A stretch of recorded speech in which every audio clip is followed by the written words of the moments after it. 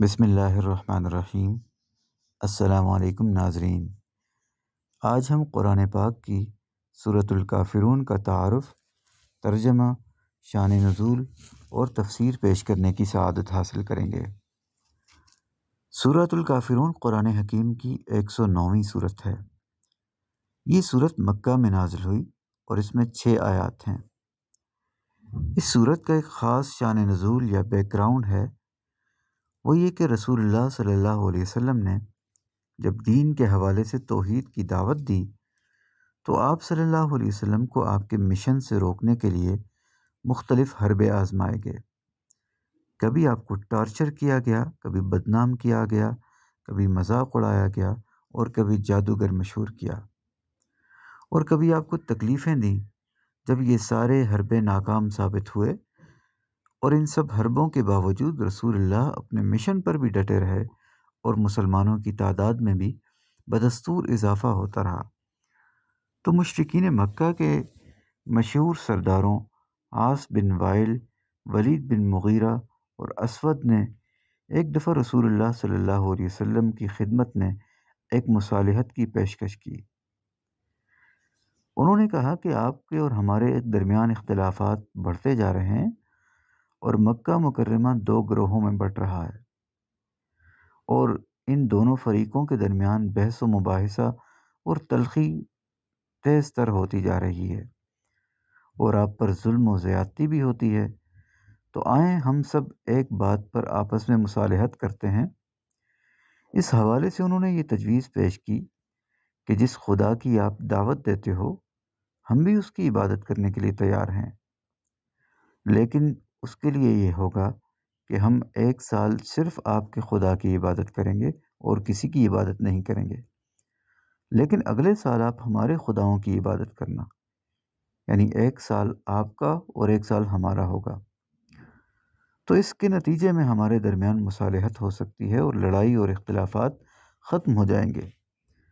تو رسول اللہ صلی اللہ علیہ وسلم نے فوراً اس آفر کو ریجیکٹ کیا، تو انہوں نے یہ شرط لگائی کہ آپ بیت اللہ آؤ اور اپنی عبادت کرو، لیکن خانہ کعبہ میں موجود بتوں کو ہاتھ لگا لیا کرو، اور عبادت تم بے شک اللہ تعالیٰ کی کرو۔ تو آپ صلی اللہ علیہ وسلم نے اس سے بھی انکار کیا اور اس آفر کو بھی ریجیکٹ کیا۔ پھر انہوں نے تیسری پیشکش کی اور کہا کہ ہم آپ کو سردار ماننے کو تیار ہیں، مال و دولت بھی دینے کو تیار ہیں، لیکن آپ یہ کرو کہ ہمارے بتوں کی معبودیت کا انکار نہ کرو، یعنی یہ نہ کہو کہ بت خدا نہیں ہے۔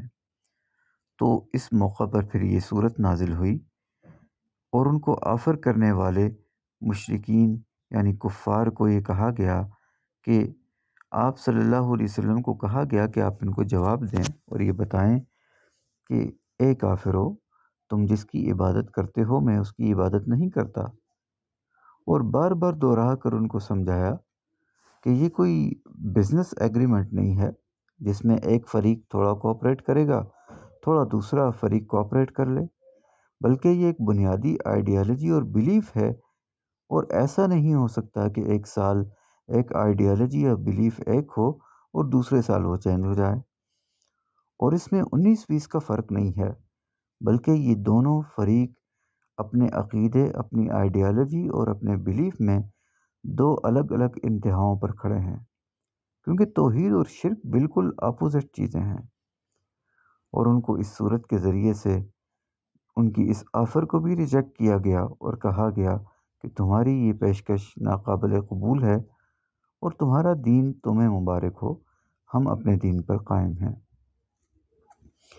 اب سورۃ الکافرون کو ٹرانسلیٹ کرتے ہیں۔ قل یا ایھا الکافرون، کہہ دیجئے کہ اے کافرو، لا اعبد ما تعبدون، میں اس کی عبادت نہیں کرتا جس کی تم عبادت کرتے ہو، ولا انتم عابدون ما اعبد، اور تم جس کی عبادت کرتے ہو اس کی عبادت میں نہیں کرتا، ولا انا عابد ما عبدتم، اور میں بھی عبادت نہیں کرتا اس کی جس کی تم عبادت کرتے ہو، ولا انتم عابدون ما اعبد، اور تم جس کی عبادت کرتے ہو اس کی عبادت میں نہیں کرتا۔ لکم دینکم ولی دین، تمہارے لیے تمہارا دین ہے اور میرے لیے میرا دین ہے۔ بسم اللہ الرحمن الرحیم۔ السلام علیکم ناظرین۔ آج ہم قرآن پاک کی سورۃ النصر کا ترجمہ، شان نزول اور تفسیر پیش کرنے کی سعادت حاصل کریں گے۔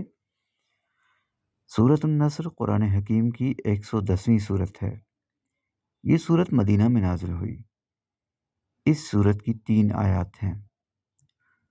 یہ سورت حجۃ الوداع کے موقع پر مینا میں نازل ہوئی۔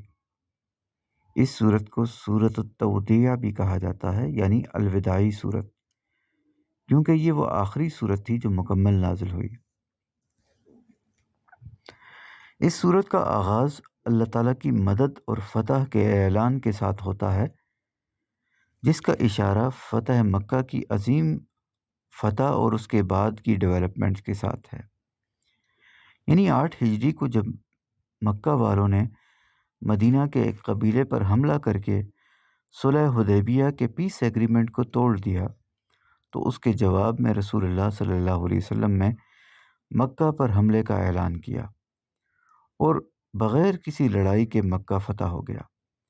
تو اس عظیم فتح کے موقع پر رسول اللہ صلی اللہ علیہ وسلم نے جس صبر، برداشت اور حوصلے کا مظاہرہ کیا اور اپنے تمام دشمنوں کے لیے عام معافی کا اعلان کیا، اور وہ لوگ جو 21-20 سال سے آپ کے بدترین دشمن تھے، جنہوں نے مکہ میں 13 برس آپ کو ہر طرح کی تکلیفیں دی اور پھر آپ کو مدینہ پر ہجرت پر مجبور کیا، اور پھر مدینہ میں بھی جب آپ چلے گئے تو پھر مدینہ بڑے بڑے لشکر لے جا کر آپ پر حملہ کرتے رہے، اور غزوہ بدر، غزوہ احد اور غزوہ خندق جیسی خوفناک جنگیں کی، اور آپ صلی اللہ علیہ وسلم کو نقصان پہنچایا۔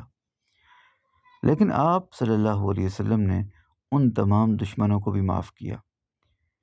اس موقع پر آپ کے عالی اخلاق کو دیکھنے کے بعد آپ کے 20 سال پرانے دشمن بھی آپ کے سامنے سرنگوں ہو گئے اور آپ پر ایمان لے آئے۔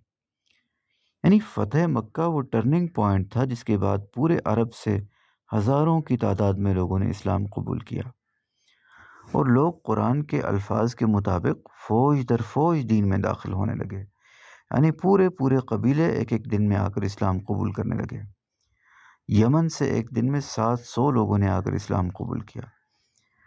اب اس عظیم الشان فتح کے نتیجے میں تکبر پیدا ہونے کا بھی خطرہ تھا، تو اللہ تعالیٰ نے مسلمانوں کی اخلاقی تربیت کے لیے فوراً یہ کہا کہ تم اس کا کریڈٹ خود لینے کی بجائے اپنے پروردگار کی تسبیح بیان کرو اور اس کی تعریف کرو، اور اس کے ساتھ ساتھ اپنے گناہوں سے بھی استغفار کرو۔ اب سورۃ النصر کو ٹرانسلیٹ کرتے ہیں۔ بسم اللہ الرحمن الرحیم۔